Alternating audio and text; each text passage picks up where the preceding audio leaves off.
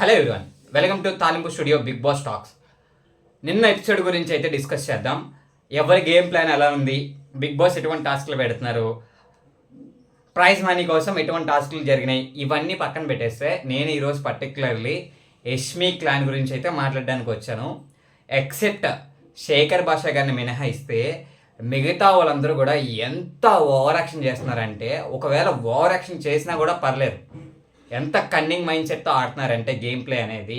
వీళ్ళు బిగ్ బాస్లో game play ఆడడానికి వచ్చారా, లేదా వాళ్ళ శాడిజం, సైకోయిజం, వాళ్ళ మెంటల్ ఎబిలిటీని ఇది చేయడానికి వచ్చారా అనేది నాకు అర్థం కావట్లేదు. ఎందుకు అంటే ఫుడ్ రెండు క్లాన్స్ కూడా ఎంత కష్టపడి సంపాదించుకున్నారు అనేది మనకు తెలుసు. అటువంటి ఫుడ్ను కూడా మీరు దొంగలించారు. సరే, అది పక్కన పెట్టేస్తే దొంగలిచ్చినాక విష్ణుప్రియ వాళ్ళు తీశారు అని చెప్పి యష్మి కూడా వెళ్ళి నోటుకొచ్చిన మాట అనమాట. అంటే నువ్వు ఓ మాట గట్టిగా మాట్లాడేస్తే నువ్వు చేసిన స్టేట్మెంట్ కరెక్ట్ అయిపోతుంది అనుకుంటే, ప్రతి ఒక్కరికి అక్కడ వాయిసెస్ ఉన్నాయి, ప్రతి ఒక్కరు మాట్లాడగలరు.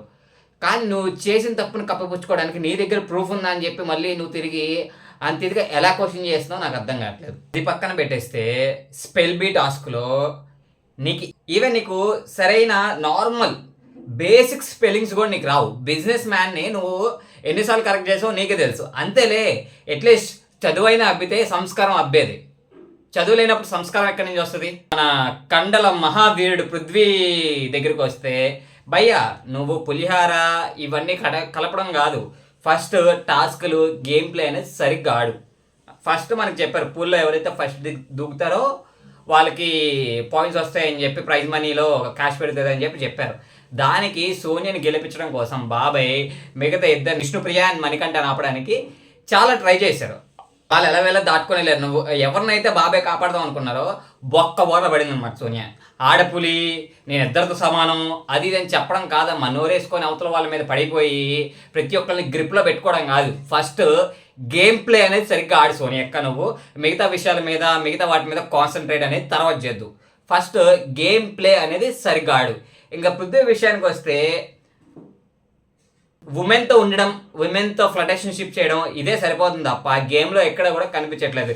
ఈవెన్ బాల్ టాస్క్లో కూడా గేమ్లో ఆడకుండా ఫస్ట్ నదిల్ అండ్ నిఖిల్ చాలా బాగా ఆడుతున్నారు. దగ్గరగా ఉండి ఎవరి బాల్స్ వాళ్ళు వేసుకుంటున్నారు. నువ్వు అలా చేయొచ్చు కదా. అది కాదనమాట. ఫస్ట్ నబిల్ని తోస్తాడు. సరే, నబిల్ని తోస్తాడు, వీళ్ళిద్దరూ అయినా సరిగ్గా ఆడుతున్నారా అంటే నిఖిల్ ఆడుతుంటే నిఖిల్ బాల్స్ని పక్కన తనేసాడు అనమాట. అట్లీస్ట్ జెన్యున్గా ఆడితే నీకు ఒక పాయింట్ అయినా వచ్చేదేమో. నీ కన్నింగ్ మైండ్ సెట్ వల్ల నువ్వే బాడ్ చేసుకుంటున్నావు అనమాట. దాని తర్వాత వ్యాక్స్ బాడీ పెంచేసినంత మాత్రాన, వాయిస్ బేస్ పెంచి గట్టిగా మాట్లాడినంత మాత్రాన టాస్క్లు గెలిచారమ్మా. పట్టుదల సంకల్పం అనేది నీలో ఉండాలి. అది నదిల్లో ఉంది కాబట్టి బాల్ టాస్క్లో ఓడిపోయినా సరే వ్యాక్స్ వాటిలో గెలిచారు. అందుట్లో కూడా ఎస్పీ గౌడకి ఎంత సైకోయిజం అంటే, ఇక్కడ ఇంతమంది పైన ఇది చేస్తుంటే సంతోషిస్తుంది అనమాట.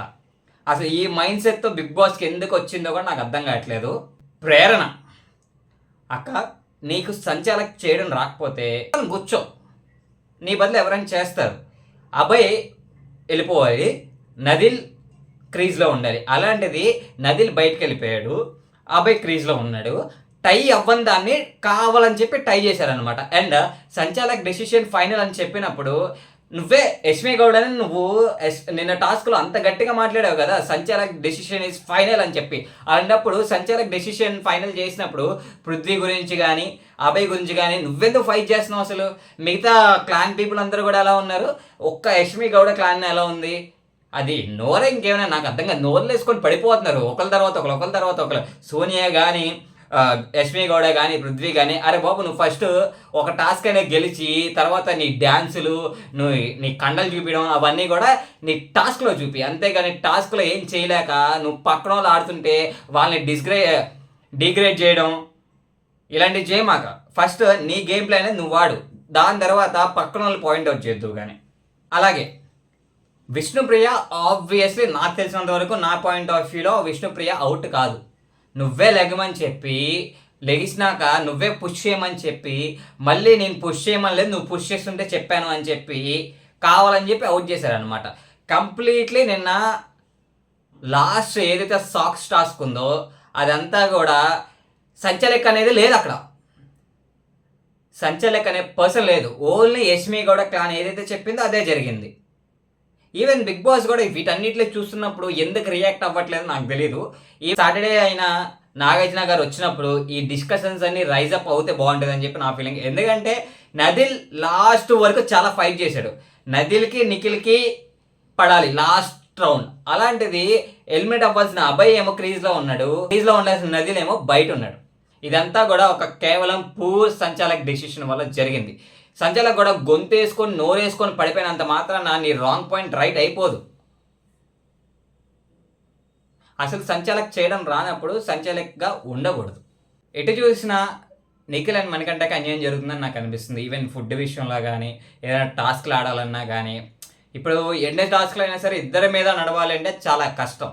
అట్లీస్ట్ ఆ క్లాన్ మెంబర్స్ని ఒక్కొక్కరిని ఒక్కొక్క క్లాన్లో వేసేసి 2 క్లాన్స్ చేసేస్తే బెటర్ ఏమో నా ఫీలింగ్.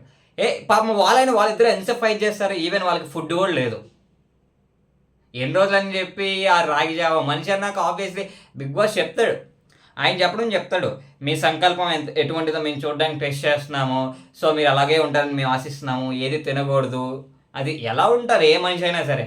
ఉట్టి రాగి జావ ఇచ్చి పోనీ వాళ్ళు ఏమైనా నార్మల్ పీపుల్ అనుకుంటే రాగి జావ ఇలాంటివి అలవాటు ఉంటే తాగొచ్చు. ఒక సెలబ్రిటీ స్టేజ్ నుంచి వచ్చిన వాళ్ళకి కేవలం రాగి జావ మాత్రమే తినాలి, ఉడకపెట్టిన వెజిటేబుల్స్ మాత్రమే తినాలి అంటే అది 1-2 రోజులు ఈజ్ ఫైన్. బట్ ప్రతిరోజు 3 పూట్లు అదే సాగాలంటే సాగదు కదా. వాళ్ళిద్దరిని అలాగా వేరే క్లాన్లో పెట్టి అంత ఇబ్బంది పెట్టే కన్నా ఒక్కొక్కరిని ఒక్కొక్క క్లాన్లో, అదే ఒకరిని నైనిక క్లాన్లో ఒకరిని యష్మి గౌడ క్లాన్లో వేసేస్తే బెటర్ ఏమో నా ఫీలింగ్. అండ్ నెక్స్ట్ ఏంటి అంటే నాగార్జున గారు అట్లీస్ట్ ఈ సాటర్డే అయినా వచ్చినప్పుడు యష్మి క్లాన్ని కొంచెం గట్టిగా వార్నింగ్ ఇస్తే ఆ తర్వాత నుంచి అయినా వాళ్ళ గేమ్ ప్లే మారి బిగ్ బాస్ అనేది ఇంట్రెస్టింగ్గా ఉంటుంది అనేది నా ఫీలింగ్. ఇప్పటికే బిగ్ బాస్ సీజన్ 8 మీద అందరికీ ఇంట్రెస్ట్ అనేది పోయింది. ఎందుకంటే ఎక్కడ కూడా ఒక జెన్యూన్ టీమ్ ఎఫర్ట్స్ అనేది ఎక్కడ కూడా కనిపించట్లేదు. వాళ్ళ టీంలో కూడా వాళ్ళకే క్లాషెస్ ఉన్నాయి తప్ప ఇదివరకు టీమ్స్ ఉంటే అట్లీస్ట్ ఆ టీమ్స్ వరకైనా జెన్యూన్గా వాళ్ళు ఒక టీమ్ అప్ అయ్యి ఆడుతూ ఉండేవాళ్ళు. ఈసారి అలాంటిది ఏం లేదు. నాకు తెలిసినంత వరకు ఈ నైనికా టీం అండ్ ఈ నిఖిల్, మణికంఠ, శేఖర్ భాష వీళ్ళే హౌస్లో కొద్ది గొప్ప ఆడుతున్నారు అనిపిస్తుంది. మొన్నటి వరకు శేఖర్ భాష గారు కూడా అక్కడక్కడ కనిపించేవాళ్ళు. ఇప్పుడు యష్మి క్లాన్లోకి వెళ్ళిపోయినాక ఆయనకి అసలు స్కోపే రావట్లేదు. సో ఈ క్లాన్స్ అనేది తీసేసి అట్లీస్ట్ ఇండివిజువల్గా ఏమైనా పెట్టండి. లేదు అనుకుంటే ఆ ఇద్దరిని కూడా సపరేట్ క్లాన్లో వేసేసి 2 క్లాన్స్ చేసేసండి. సో మీ ఒపీనియన్ ఏంటో కూడా మాకు కమెంట్స్ సెక్షన్లో తెలియజేయండి guys. Signing off, Rajesh Bhargav అగురు, Talimpu studio. Please like, share and subscribe.